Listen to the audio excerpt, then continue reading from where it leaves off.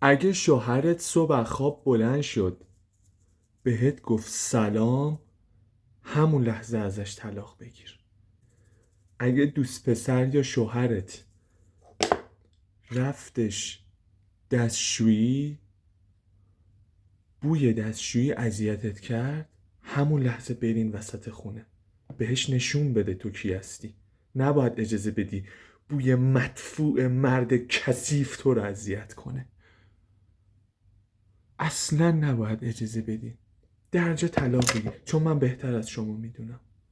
من خیلی بهتر از شما میدونم. شما نیازی نیست برید کتاب بخونید، مطالعه کنید. به این مردای کثیف هر چقدر رو بدی سوارت میشن. حواست باشه. اگه مردت قبل از تو از خواب بیدار شد، همون لحظه ترکش کن. چه معنی داره مرد قبل از خانومش از خواب بیدار شه؟ همون لحظه باید ترکش کنی. گفتم من بهتر میدونم، باید به حرف من گوش بدید شما.